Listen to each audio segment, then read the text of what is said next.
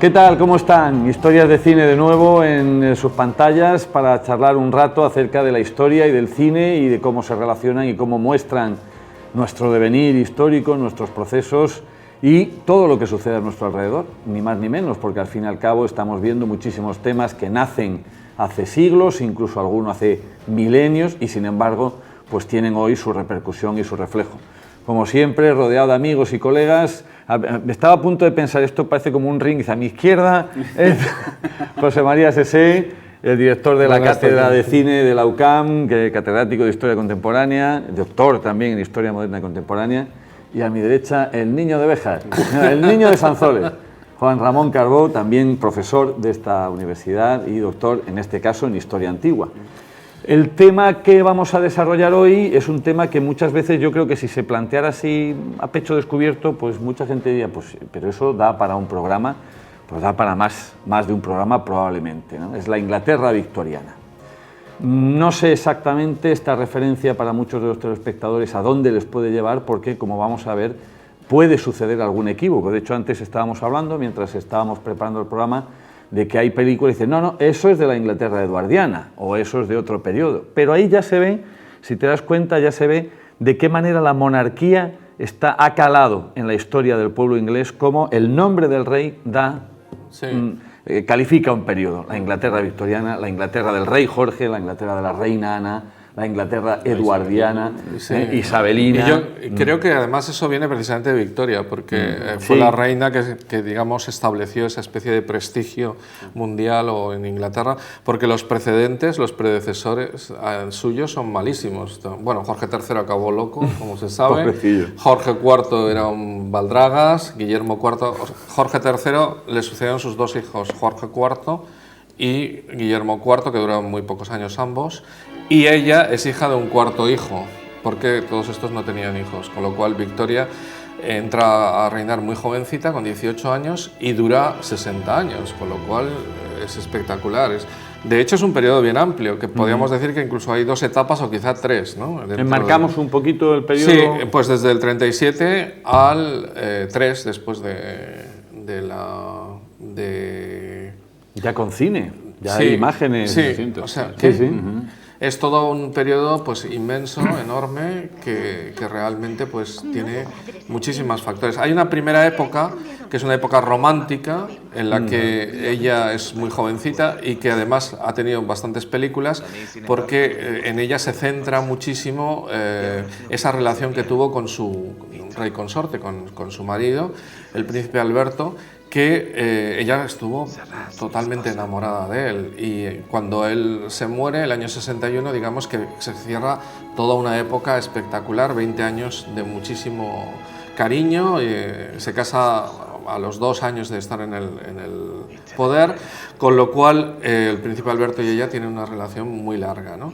Luego vendría el periodo más conocido y más típico de lo que es la Inglaterra victoriana poderosísima, que es a partir de que la hagan emperatriz de la India y todo eso, que es la época del bipartidismo entre Disraeli y Gladstone y todo eso, que eso, digamos, eso. Y en medio, podríamos decir, la época del Miriñaque, ¿no? La época equivalente a lo que el viento se llevó y a toda la guerra de secesión norteamericana, pues también es un periodo interesante. O sea, 2, 3 etapas, pero desde luego una larguísima. Además, en el momento en el que Inglaterra es el centro del mundo. Sí, y además lo va siendo más con respecto a ella. Yo decía antes que hizo ella mucho por la monarquía, en buena medida porque fue una reina ausente, y de hecho ha creado esa especie de imagen de los reyes de Inglaterra un poco al margen de todo.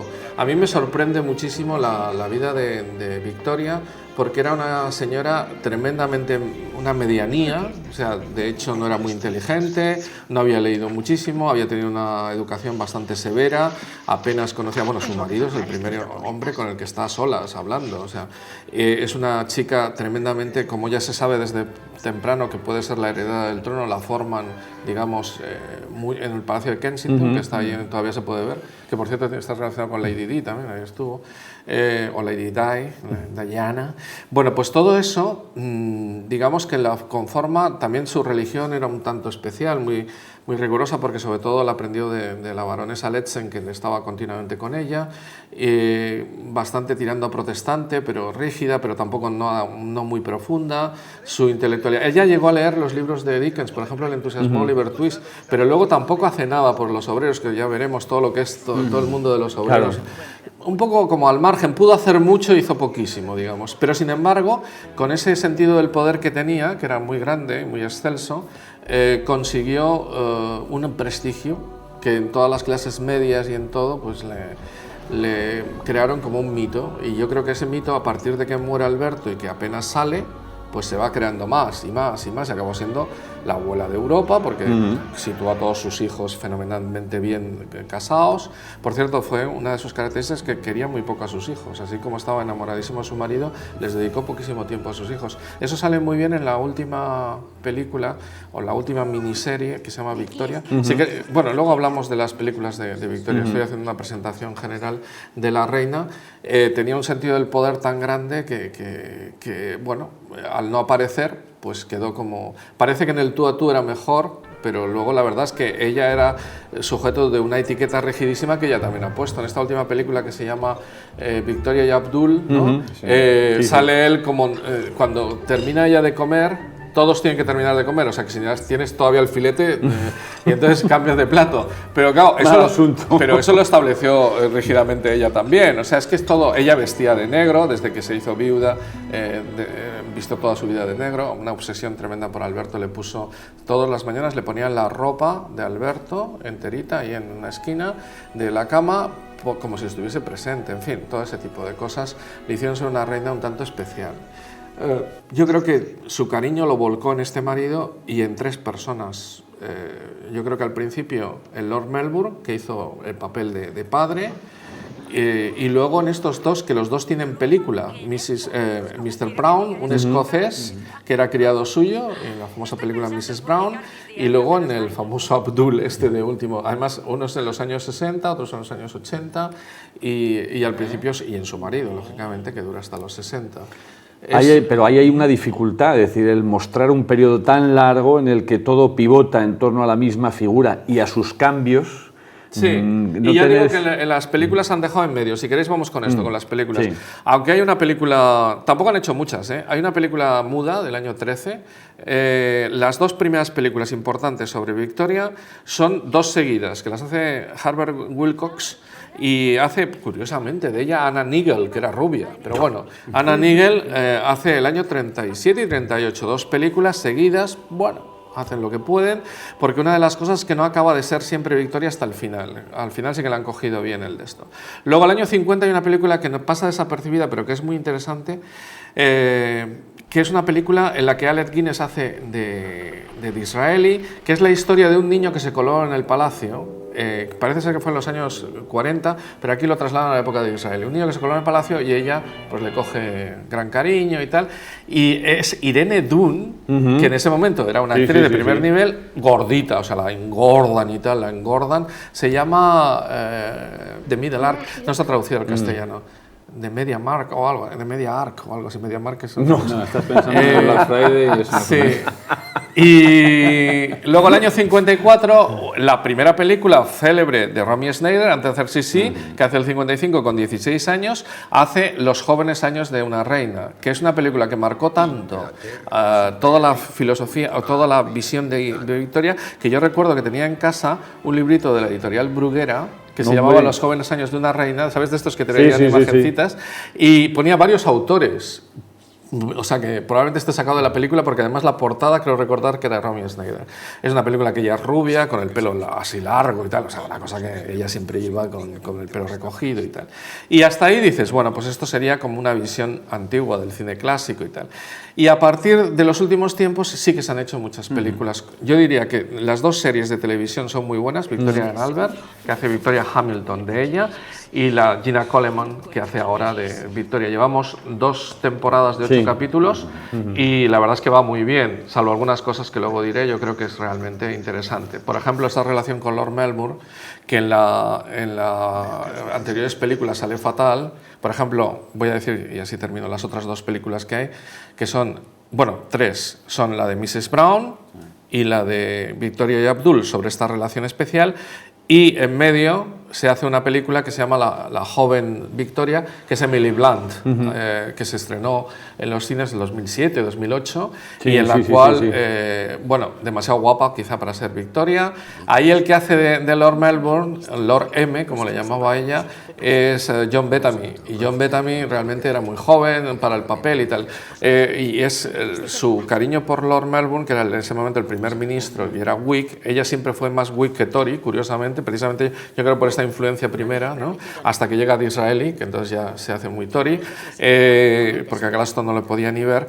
Victoria en ese momento es, pues que se deja un poco, como nunca ha tenido padre, pues se murió cuando era un bebé, pues se deja impresionar y es una relación muy, muy difícil de hacer, que está muy bien hecha en la serie, porque lo hace este que se llama Rufus Sewell, lo hace y queda fenomenal. O sea que realmente es una relación muy difícil, porque algunos dijeron que era incluso amoroso, le llamaban señora Melbourne y tal, pero realmente era ella que se dejaba, era un tío muy listo, muy tranquilo, muy pacífico, tremendamente leído, ella era bastante incultilla, no sabía gobernar, eso sí, era muy decidida y muy, muy de esto, entonces pues esa relación está muy bien ahí explicada.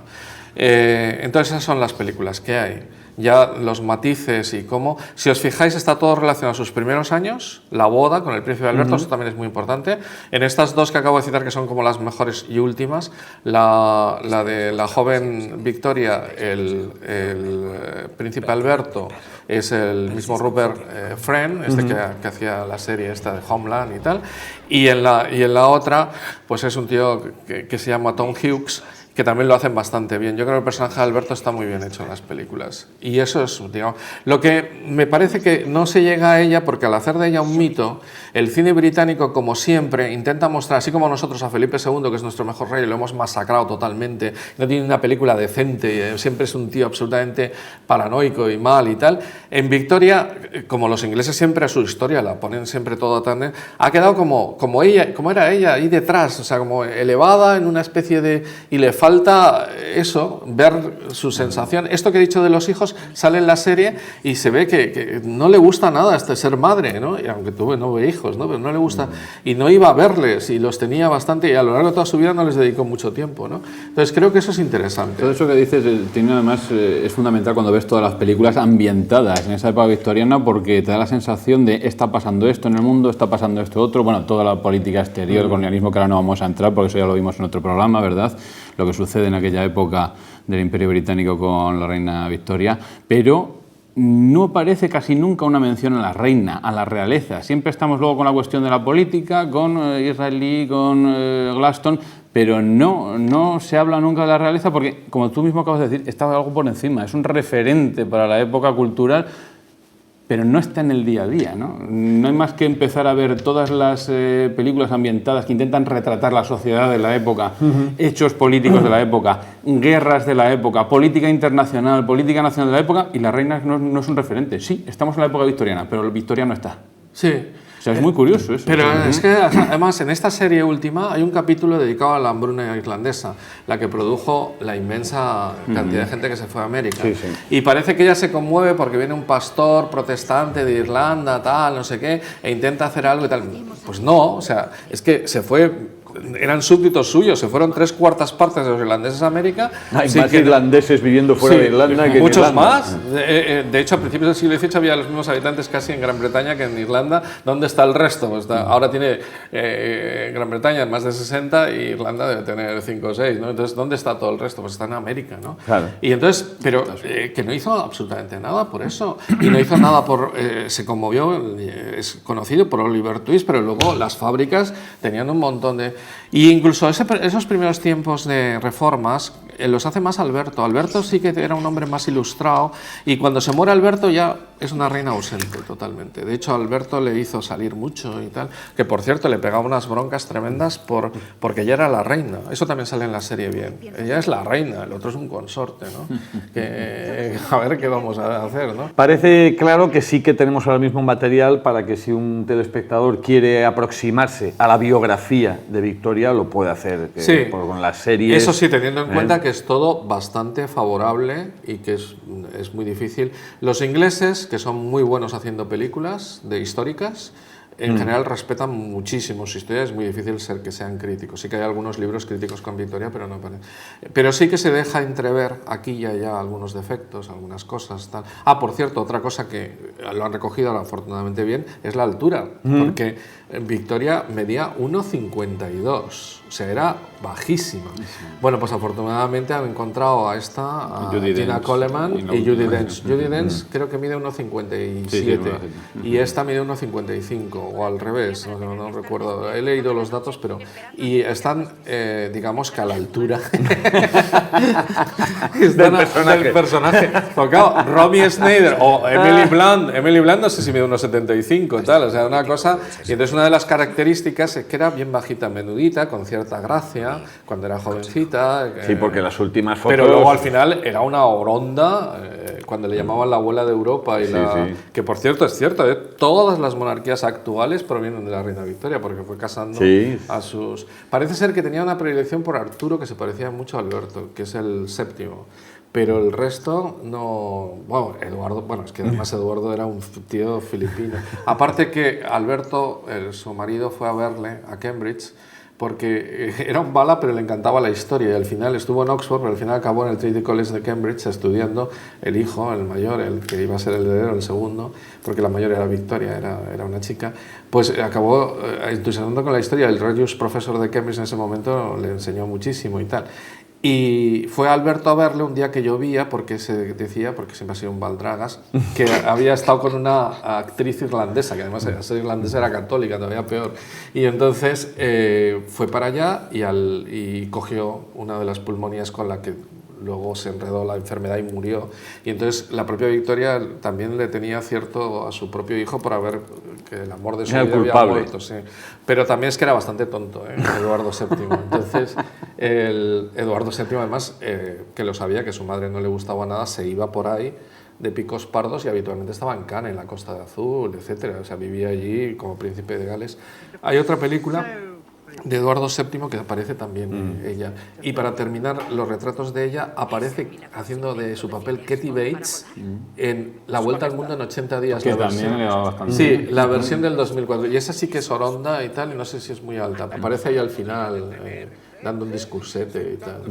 Bueno, pues eso. Por cierto, Judi Dench, entre la que hizo el 97 de Mrs. Brown y la que ha hecho ahora el 2017 con Abdul, es la primera actriz que ha hecho el mismo personaje con 20 años de diferencia, que es exactamente además la edad que tenía la reina. O sea, una cosa espectacular. O sea, no se puede ser más fiel. Bueno, esas cosas los británicos las hacen de maravilla, ¿no? Aún así, sí es cierto que no se la ve quizá todo lo joven que tendría que haber sido en esa época, porque le quedan todavía muchos años. No, en la primera Mrs. Brown no, efectivamente está más mayor. Yo creo que debe ser, Judi Dench debe ser algo mayor, pero la diferencia sí que es la misma. Sí, la diferencia sí. Que el Abdul se puso nerviosísimo Eduardo VII. Es verdad lo que sale al final, aunque no es inmediatamente que van a ir a quemarle, pero quemó todas las cartas Eduardo VII. Hombre, que su madre, la gran... Porque ya hablaremos de esto, pero el tema de la pureza victoriana, ¿no? Y la moral victoriana y tal, se carteara con un hindú, bueno, con un indio musulmán encima, ¿no? O sea, que eso era, vamos, de aquí te espero, ¿no? Y aparte tenemos, como hemos dicho, la monarquía en torno a la figura de Victoria, tenemos el colonialismo, que ha sacado también, pero que ya hablamos de él, y bueno, a lo mejor puede que salga alguna alusión, pero que no es el momento ahora de centrarnos. Los otros temas, que son los temas vertebrales de la Inglaterra victoriana, yo creo que está por un lado, lógicamente, todo el proceso de industrialización y todas las desigualdades sociales que hay generándose en ese momento, y también está esa manera, ese estilo de vida victoriano, ¿no? Que hay películas que sí que reflejan qué filmografía, bueno, por ejemplo, y la literatura. Pero es que hay muchísimas películas que son adaptaciones literarias. Pues me refiero, claro. Que por cierto también hay mucha confusión, porque a veces hay gente que piensa que Jane Austen es la Pues época victoriana. a eso me refiero. Jane Austen es anterior. ¿Quién es plenamente victoriano? Dickens, Exactamente. las hermanas Bronte, etcétera. Es decir, todo un tipo de público, Oscar Wilde, es todo un mundo bien interesante, pero es curioso porque hay mucha vinculación. Hay gente que piensa que... Efectivamente. Y eso los ingleses lo hacen muy bien. Sentido de sensibilidad, Emma, Orgullo y Prejuicio y tal, se les ve con moda de estilo imperio y con el escote alto y todo. Bueno, escote no, perdón, la cintura alta, ¿no? No sé cómo llamarle. El ceñidor, sí. Porque digamos que la época de la Reina Victoria es ya el miriñaki y el polisón, ¿no? De tal manera que, bueno, por citar la moda femenina, los varones cambian menos, ¿no? Pero yo creo que has dado tú en la clave de que es la sociedad victoriana la más interesante. Sea campesina, la gentry, ¿no? Que es lo que suele haber. No suele haber muchas películas sobre el campo pobre, sino más bien sobre la gente esta que no tenía mucho que hacer, ¿no? Y que era la nobleza, y luego sobre todo las ciudades, lo tremendo, las fábricas, la pobreza. Dickens es el que está... Y el ejército. Dickens es el pero que eso como que vimos está... el colonialismo. Claro, donde aparece retratado realmente es luego en las películas en las que ya... Sí, porque cuando has dicho Victoria I de Inglaterra, claro, de Inglaterra, de la India, de Canadá, de Australia, de tal, de Afganistán, de todo, ¿no? Que ahí siguen en la moneda canadiense hasta hace bien poco, no sé si seguirá, pero hasta hace bien da poco los el dólar títulos- canadiense ahí estaba la Da Reina los títulos Victoria. en Australia. En Sí, Australia igual. es impresionante cómo han mantenido eso, ¿no? Y La sociedad victoriana reflejada por Dickens, ¿dónde se ve? a mí me sigue pareciendo maravilloso Oliver Twist, tanto para ¿En cuál de leerlo ellas? como para... Pero, por ejemplo, ese contraste que tiene... Fíjate, voy a citar la musical, porque hay muchas, la de Polanski y tal, o la antigua, la de David Lean, pero la musical, la de Carol Reed, la que ganó tantos Oscars y tal, fijaros el contraste Además, que hay. Lester, ¿no? Sí, el contraste que hay entre toda el inmenso mundo del ladrón, ¿no? de Fagin, que me encanta ese personaje, Win, My Situation y tal, ¿no? Toda esa parte, ¿no? De tal, y con el mundo victoriano, el otro mundo victoriano. Y eso se ve muy bien en esa mañana en la que él por primera vez ha dormido en una cama caliente y que está en el Crescent ese tan bonito de Bath, ¿no? Y se levanta, mira por la ventana y canta esa famosa canción de Who Will Buy This Beautiful Morning, ¿no? ¿Quién me compra esta hermosa mañana? Y se pone toda la ciudad a bailar. Es que él...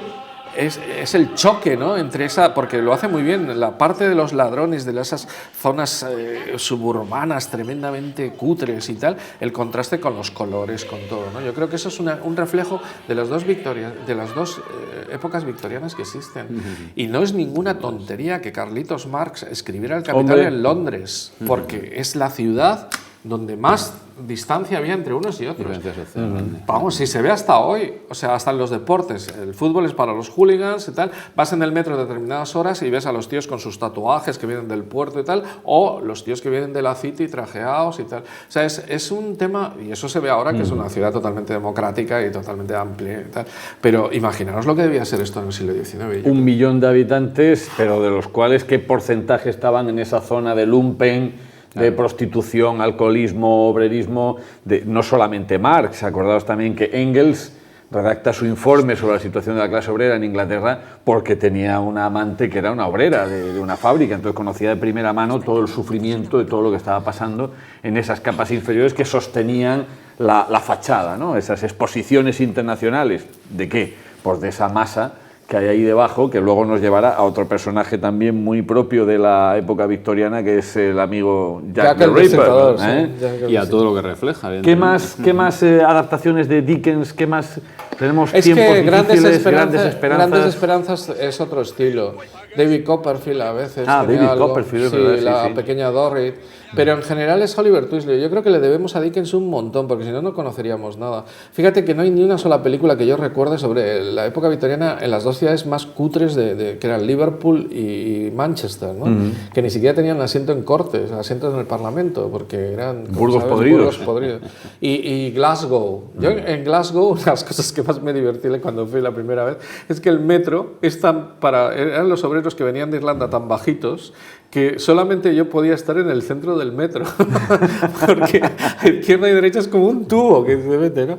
Pues todo eso de la etapa industrial, por eso hay tanta gente irlandesa en Glasgow, porque emigraron a las fábricas, y por eso el equipo Celtic, el Celtic es de los católicos y el Glasgow Rangers de los protestantes, todo eso viene, y Liverpool lo mismo, con el Everton y el Liverpool, viene de esa época, precisamente, y esa época, esa cutrez, pues lo ha reflejado en tiempos más modernos que en Loach, ¿no? Pero en los tiempos antiguos, en los tiempos no, y gracias a Dickens se conoce, si no, tendríamos una visión tan amable de, mira, hay otra que estoy recordando que es El hombre elefante, que yo creo que también se ve un poco ambiente sórdido al principio, además el blanco y negro ayuda. Y una pregunta, una de David Lynch, pero que es la menos representativa de lo que es el mundo de David Lynch, es un encargo, claramente. Bueno, es Anthony Hopkins haciendo de ese médico que busca redimir a este que se llamaba señor Merrick, ¿no? Sí, ya la hemos mencionado además cuando hicimos el programa de médicos.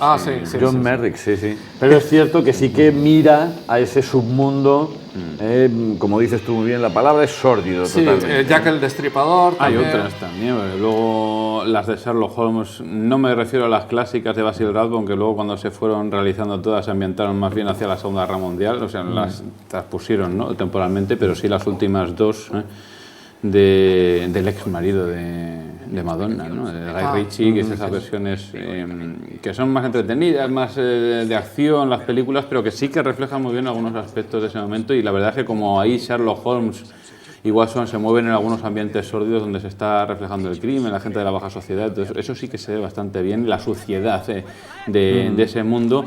Y realmente en los pocos momentos en los que sí que aparece esa alta sociedad son solamente, pues yo me recuerdo ahora mismo la boda de Watson, en la que él se está casando y llega allí y ahí están sus compañeros en uniforme, tal, toda esa más pompa militar, ¿no?, que se le da a la ceremonia, e incluso cuando están de fiesta por ahí, los ambientes en los que se meten pues son un tanto sórdidos en todo momento. Pero luego el reflejo de los puertos, el reflejo de lo que son los astilleros en el Támesis.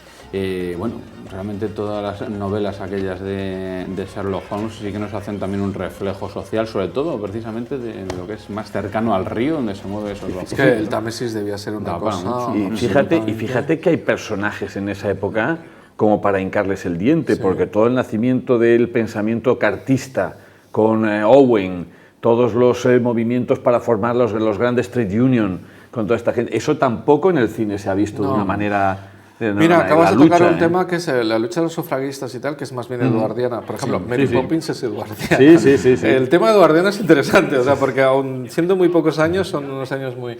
Sí, que es todo lo que es la lucha, los cartistas habrían dado para muchísimas películas. De hecho, yo creo que se toca muy poco la política del momento. Hay mucho colonialismo, hay mucha sociedad, hay mucha, o poca, pero un número importante de películas de Victoria, pero fíjate... Lord Melbourne, que he citado antes, nada. Peel, quizá el político Whig más importante, nada. Gladstone no tiene película. Disraeli tiene dos. La famosa esta de George Arliss del año 29, recién el sonoro, recién empezado, y una miniserie que hicieron en los años 70, 73, 78, tal. Disraeli aparece en algunas otras películas como la que he citado antes, MediaMarkt o como se llame esa. Yo creo que es... Oye, es igual. Reconoces, te están pagando por hacerle propaganda. Sí, acaba en ARC, eso seguro, y no se traduce. Es de Negulesco, Jan Negulesco. Y yo tengo ya el disco duro. Oye, totalmente. ¿y biografías de Dickens se han llevado al cine? Hay una de Dickens, pero que se hizo hace poquito. No sé si conocéis alguna más. Yo no. Se hizo, no para el aniversario, pero casi. Y de Dickens hay una que lo que pasa es que ha dado más pie a cuestiones infantiles, pero que sí que es una mirada sobre la sociedad, que es el cuento de Navidad. Ah, bueno, de ese sí que hay muchos. Claro. Ah, bueno, ahí se puede ver algo de la sociedad, sí. Claro, porque en el cierto, cuento de hasta el dormir, claro, con el gorrito. Con el gorrito y el pero esa mirada de cuando el empleado se va y resulta que este ignora totalmente lo que hay en su casa, lo que hay miseria, dificultades, y lo llevan a otro sitio, etcétera, etcétera, que es un poco el diablo cojuelo de Guevara. Es decir, no, cuento de Navidad sí que hay casas. muchos, y de hecho hay cuento de Navidad en plan negativo también para hacerle... Bueno, sí. sí. De Dickens lo que hay es una cosa de televisión, nada más, que además, bueno, es igual, porque no la ha visto casi nadie y además tiene muy poca importancia. No hicieron ese tipo de series como Verdi o como Wagner cuando llegaron sus aniversarios. ¿Te acuerdas la serie de Verdi? Sí, buenísima. Pues yo esperaba una cosa así con Dickens y no la hubo. No sé. Lo que pasa es que también es cierto que hay muchísimos asuntos que desde el punto de vista histórico son trascendentales, pero que es muy difícil llevar al cine. Tú imagínate, ¿cómo llevas al cine todo lo que va en torno a la Primera Internacional? Que se hace en Londres. Sí. Pero mira, habría alguien Pues ahí pasa un poco, no sé si os acordáis, cuando hablamos de la Revolución Rusa, de cómo llevas al cine todos los debates intelectuales, situar bien al espectador delante de cada personaje, saber quién era quién, qué defendía. Eso, que es de una trascendencia histórica brutal, no es una materia cinematográfica potente. Pero, por ejemplo, el Parlamento, que es el gran momento del parlamentarismo, el siglo XIX inglés, que ha dado lugar a todos los parlamentos democráticos y tal. Pues fíjate si te podría dar... Esto los yankees habrían hecho maravillas, porque ellos lo han sacado muchísimas veces. En cambio, no han hecho una buena película del Parlamento. Yo estoy recordando que las mejores escenas parlamentarias quizás sean El joven Winston. No sé si con Lord Salisbury y su padre. Y no sé si... Bueno, las de Disraeli. Y en esta serie de Victoria aparecen algunas cosas del Parlamento. Sí que es muy típico, lo que pasa es que volvemos a lo mismo, es decir, esa confusión con será de la época de Victoria, será posterior, pero sí que es un tópico la vida académica.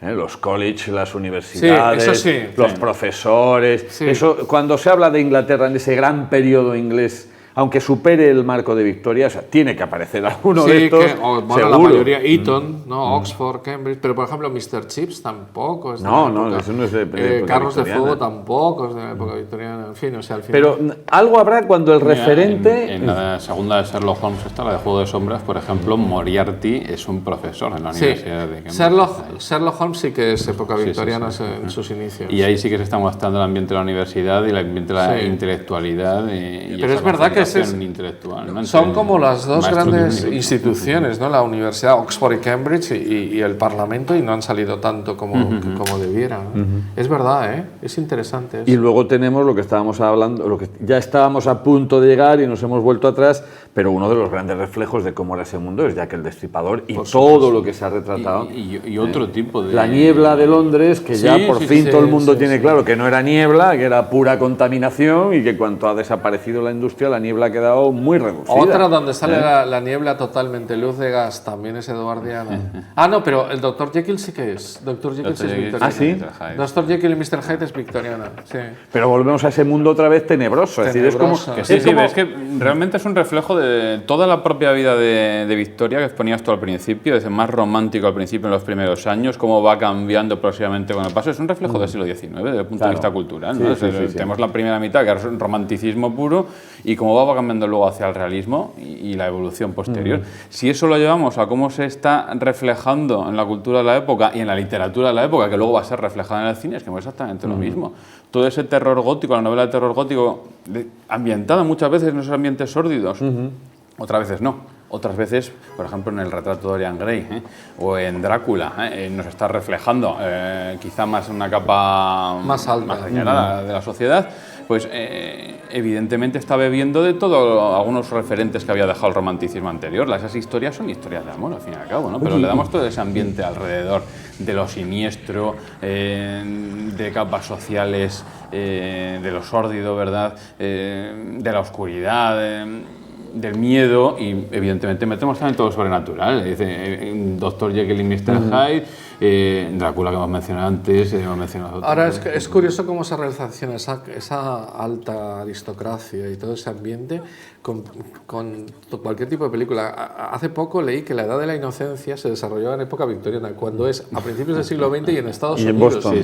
Pero es impresionante, o sea, es absolutamente patético como cualquier cosa que tiene que ver con unos tíos que comen toman bien, té. que toman té y que hacen tal, ya victoriana. Con lo cual significa que efectivamente además, el que parece estereotipo que han tomado ha té calado. desde la prehistoria. Un estilo. Ha marcado un estilo que realmente es sorprendente, ¿no? De las versiones de Jack el Destripador, desde el punto de vista que nos pueda ayudar a visualizar lo que era aquel mundo, ¿cuál consideráis que es la que más? A mí me gusta mucho El inquilino, fíjate, pero yo creo que es la más antigua. Quizá porque el blanco y negro tiene tiene una cierta... Pero sí que hay muchas muy buenas. Y hay incluso adaptaciones modernas. Yo me acuerdo de esta que es, ¿cómo se llama? La Jack el Destripador, que están al principio de la película, están en esa época victoriana y de repente hay una máquina del tiempo y se viene al mundo actual. Sí, y entonces, es verdad, sí. No sé si era en Los Ángeles o sí, en Estados Unidos, cierto, ¿verdad? cierto, Y entonces sí. llevan todo... Claro, evidentemente la sociedad ha cambiado completamente, ¿no? Pero precisamente se ve el choque, ¿no? Manifiesto. Sí. Pero bueno, eso como versión... Que, por cierto, todo ese mundo también es muy interesante. Por ejemplo, las películas o las novelas de Julio Verne, Viaja al centro de la Tierra, La vuelta al mundo en 80 días, sí que son de época victoriana. Son todas de esa época. Aunque él sea francés, las escribe sobre que se desarrollan en Inglaterra. Efectivamente. Y la máquina del tiempo, también no estoy seguro, la máquina del tiempo, pero creo que sí que también. La de Wells. Sí, la de Wells. Creo que sí. Sí, yo creo que sí. Y luego la del mundo perdido también, de Conan Doyle. Sí. Bueno, todo, bueno, Conan Doyle es igual, por supuesto.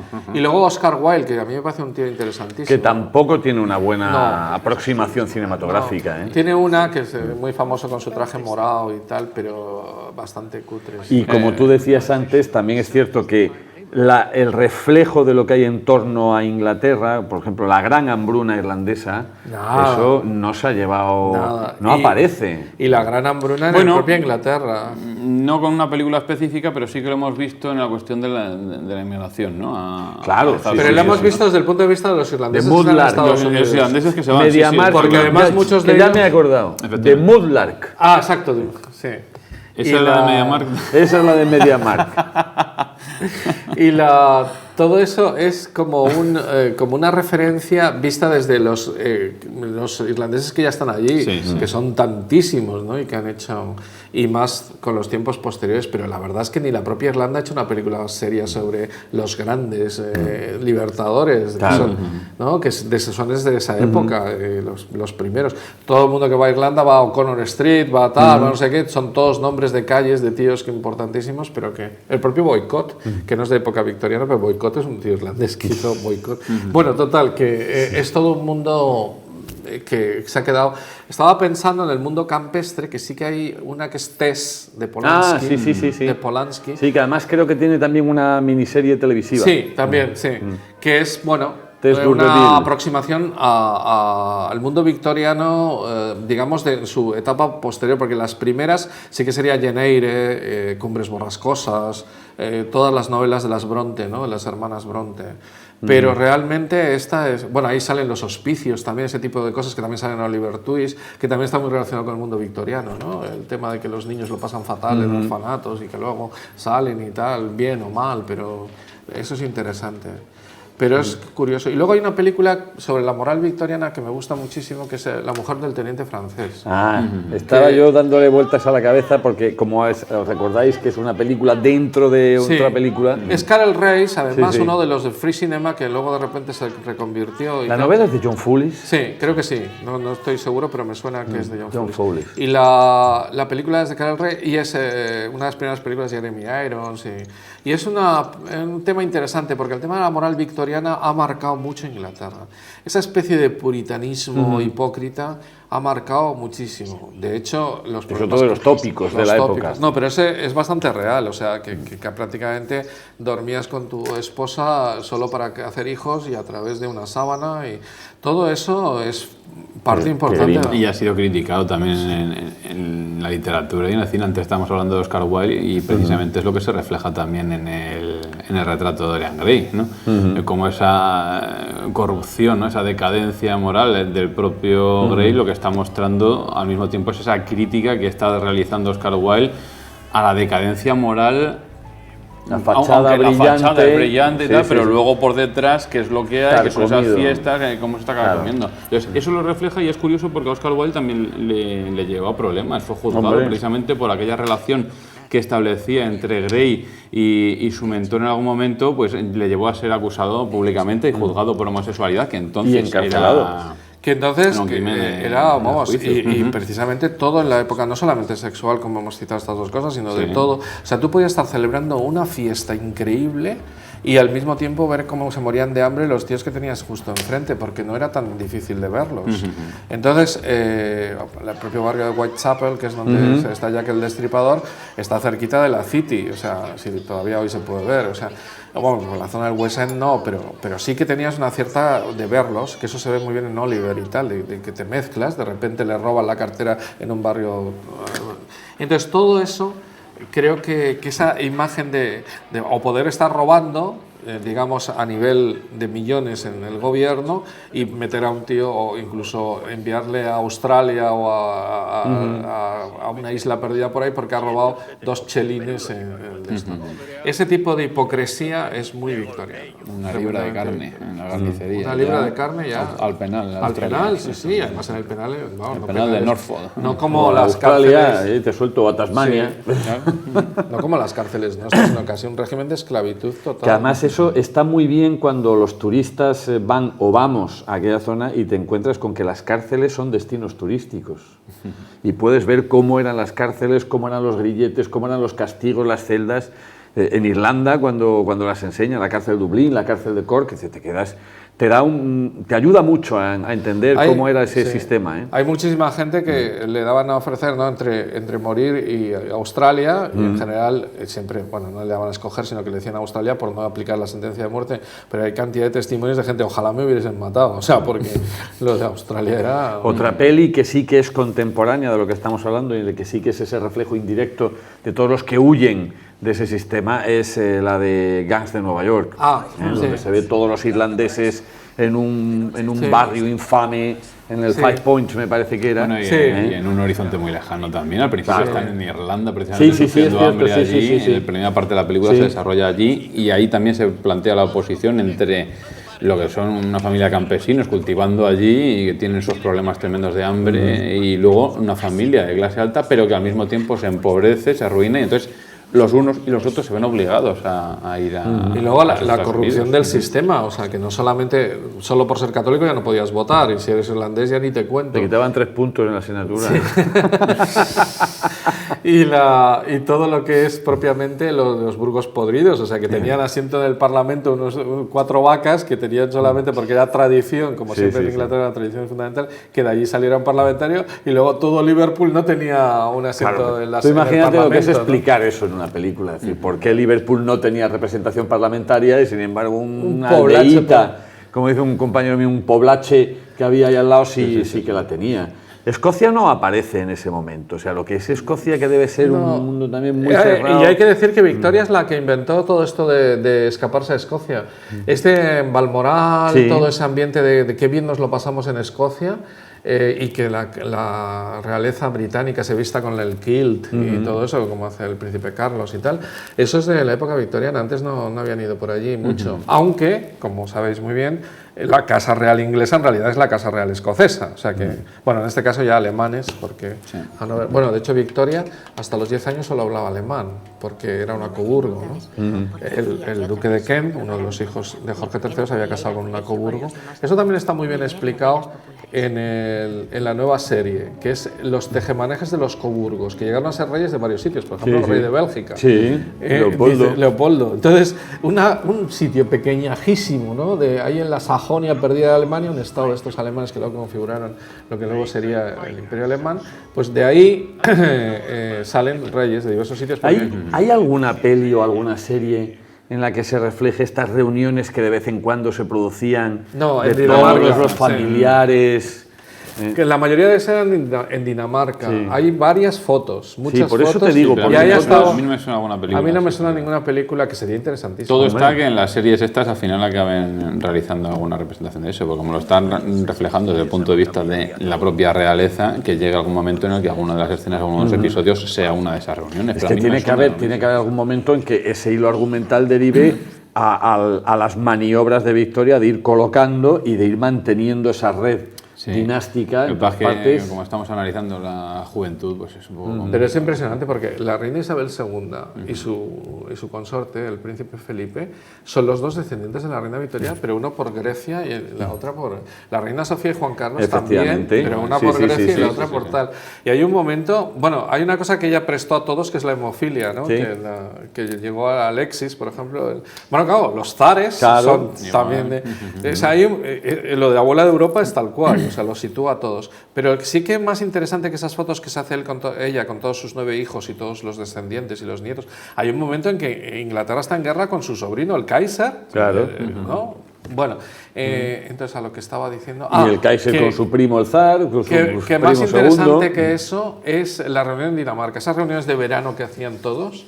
Eso debe ser interesantísimo. A ver qué se cocía ahí se debían cocer la reina cosas muy, Alejandra muy hablando con el zar, el otro hablando con no sé qué, el otro tal, no sé. Porque estaban allí todos. Y hay un momento en que vienen aquí a Biarritz también. De hecho, Victoria es la primera reina inglesa que pisa España. Cruzó España para algo, ya no recuerdo muy bien. Ya no volvió. No, porque estaba en Biarritz, que ya otro lugar donde se reunía mucha realeza y mucho... Oye, y tú antes que mencionabas toda la herencia literaria que hay en el cine de esa época, aunque sea un poco un brinco, de las adaptaciones de Cumbres Borrascosas, que es verdaderamente un clásico, ¿cuál es la más notable de todas ellas, con estos personajes? Pues a ti, a mí me gusta mucho la versión de Juliette Binoche y me gusta muchísimo la antigua, la de siempre. Yo creo que el blanco y negro le viene bien a Cumbres Borrascosas y esa realmente es muy buena. Y luego de Jane Eyre han hecho muchas recientemente y realmente es una historia que a mí me gusta muchísimo porque es como una superación, ¿no? Y que además tampoco es que que ella sea una pobre chica como Oliver Twist, sino sencillamente que lo ha pasado muy mal y ahí va creciendo y al final se enamora y al enamorarse resulta que el hombre no se puede casar porque tiene a su mujer ahí y tal. Y en toda esa historia me parece sensacional. Pero claro, son versiones todas ellas muy típicas del mundo británico de enseñar lo mejor siempre. Pero si te das cuenta, mientras que tú sacas a relucir una habitación con vistas, incluso lo que tú has dicho antes, ¿no? De la edad de la inocencia. De la edad inocente, victoriano, dices, Cumbres Borrascosas, es como si fuera otro mundo. Sí. No hay esa inercia a relacionarlo con el mundo victoriano. Sí con algo británico, pero como parece que es el campo, una pasión muy individual, muy bueno, yo creo que viene de ellas, ¿no? Mucho romanticismo todavía. Ellas, las hermanas Bronte, eran hijas de un pastor protestante de una pequeñísima parroquia en Yorkshire, en los Yorkshire Dales, en una zona que muy poca gente conoce, porque hay gente que suele ir a York y tal, o a Sheffield, ¿no? Pero no suele ir a esa zona que es una zona montañosa, que ahí que llueve y que es tremendamente y que vive muy poca gente. Entonces, efectivamente, quizá no le dan demasiada importancia a esto, ¿no? Pero es tan victoriano como lo otro, es que son clásicos. Tanto desde el punto de vista literario como cinematográfico. A mí me gustan mucho esas novelas, me parece que marcan mucho todo lo que es la estructura de lo que es propiamente la sociedad, que me parece fundamental, no solo la sociedad urbana, sino también la sociedad, porque Inglaterra ha sido tremendamente agrícola, eso es otro tema que hasta la Revolución Industrial y luego incluso después, y todas estas revistas, digamos, muy nacionales, ¿no? Había una que cuando estaba en Cambridge compraba de vez en cuando, que era Our Country, ¿no? Que es una revista que era todos los cottages, las flores, la típica iglesia de pueblo, muy Agatha Christie, ¿sabes? Efectivamente, me está hablando de Miss Marple. Sí, Miss Marple, tal, todo eso. Ahora hay una película, una serie que es Grantchester, que es un pueblo pequeñito al lado de Cambridge, al que yo iba, a veces le digo a mi mujer, mira, por ese camino caminaba yo tranquilamente, que es un vicario de un pueblecito pequeño y que se mete a detective y tal. Eso es muy típico del mundo inglés, el mundo rural totalmente idílico, de casitas donde dejan la leche y buenos días, Miss Marple, buenos días. O sea, pero que es un poco lo que parece que algunos quieren que vuelva, ¿no? La Inglaterra del imperio afianzada y en esas raíces casi aldeanas. Es decir, ¿para qué queremos a Europa, no? Ya, bueno, eso existe en Inglaterra y en otros lugares también, ¿no? Sí, la sí, idea sí. dice que vuelva a la grandeza. ¿no? Sí, hasta en Bulgaria existe eso. La también. Arcadia, hay una frase, uno de los capítulos de Retorno a Braille, que es Et in Arcadia ego, ¿no?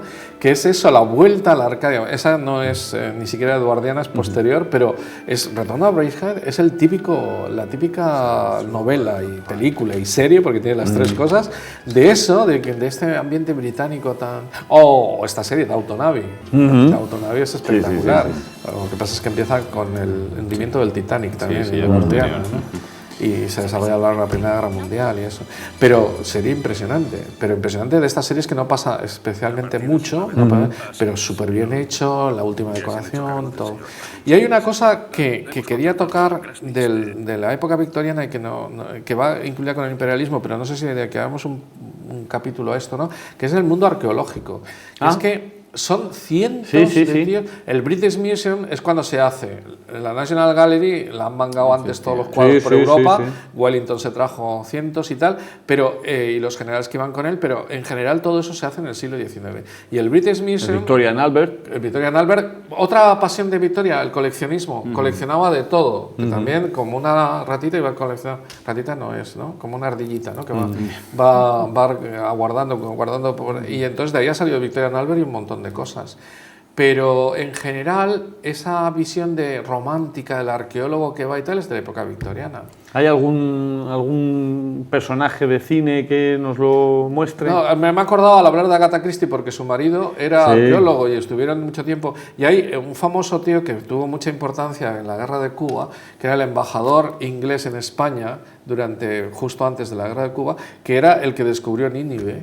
Era un arqueólogo famosísimo que estuvo por ahí trabajando. Es que estas cosas ocurrían. El cuerpo diplomático, en vez de tal, se dedicaba a excavar, sacaba no sé qué, se lo llevaba a Londres, en la misma época igual, es el British Museum en el que John Turtlewood, por ejemplo, está excavando en Éfeso y encuentra los restos del templo de Artemisa, el mausoleo. En esa época todos son gobernadores. Inglaterra domina el mundo y domina los espacios donde excavar también. Pues me he acordado por la de Agatha Christie y también por los Downton Abbey, porque la casa de Downton Abbey es la casa de Lord Cardamon, el tío que pagó a Howard Carter el descubrimiento de Tutankamón, ¿no? Bueno, pues y como estaba en esa casa, el primer día cuando sale Downton Abbey, ¡ay, va! Es la casa. Y hay un momento en la película que casi se ve museo egipcio, porque hay un museo egipcio en la casa. Bueno, por lo visto les dejaron rodar solo en algunas zonas, y hay zonas, porque la familia sigue viviendo allí, creo que es la nieta ahora, ¿no? Bueno, pues... Egipto viene de antes de Victoria, claro. Sí, antes y luego mucho después. Pero sí que hay un cierto... Que comienza... Tutankamón es posterior, es del 24, pero sí que hay un cierto... La piedra roseta es casi lo primero que se llevan, ¿no? Cuando echan allí a los franceses en Egipto, eso es justo el cambio de siglo entre el 18 y el 19. Esa visión que tenemos desde el exterior del inglés como el gran rapiñador, ellos no la sacan a relucir, lógicamente. Nunca. O la sacan los demás o no la van a sacar, lógicamente. Pero bueno, resumiendo, tenemos... yo solo quería mencionar que quizás nos falta también una imagen de Londres. La imagen geográfica de Londres, porque estamos habituados a ver el Londres de hoy en día, pero es cierto que a lo largo de muchas películas de distintas épocas vamos viendo cómo crece Londres. Entonces, ¿cuáles son los aspectos, los edificios fundamentales, los monumentos, espacios geográficos de la ciudad de Londres que aparecen más definidamente en época victoriana? Yo creo que el puerto y toda la zona de los docks famosos, ¿no? O los astilleros. Yo voy a nombrar alguna escena donde se ve, además, tanto en las de Sherlock Holmes que hemos mencionado antes, clásicas, pero por ejemplo, en la primera de Sherlock Holmes, estas de Guy Ritchie, que mencionamos antes también, incluso están luchando en un astillero y se ve que están construyendo allí un gran barco y cómo se... Es cierto, y eso te da impresión como que estás al lado del mar. No, eso es el Támesis, van a botar eso en el Támesis. Y luego en esa misma película, por ejemplo, la construcción del actual puente de la Torre de Londres. Sí. Que es un monumento que se hace precisamente en época victoriana. Entonces, en la película acaba precisamente en ese famosísimo puente que está en construcción en esos momentos, ¿no? Y lo que también se hace en época victoriana es el metro, que también es interesantísimo, y el Parlamento.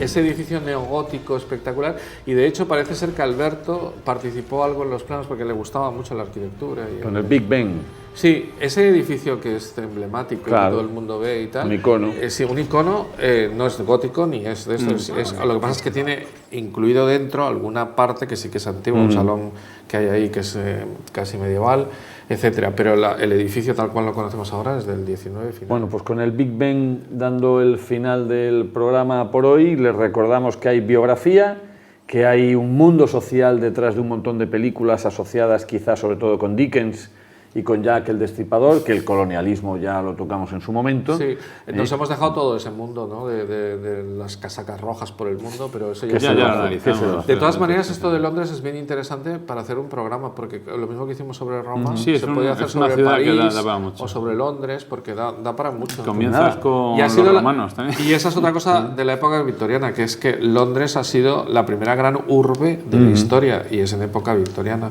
La primera urbe que llega al 1.000.000 de habitantes desde Roma, yo creo. Desde Roma. O sea que y con la edad industrial. Sí, la 1.000.000 de habitantes y dicen que 100.000 prostitutas. Con lo cual ya ahí tenemos esa dualidad que hemos estado hablando todo el tiempo. Y bueno, con el compromiso de dedicar un programa a Londres y a su evolución y a su espacio, pues les dejamos por hoy y esperamos tenerles en el próximo programa adelante. Muchísimas gracias por su atención.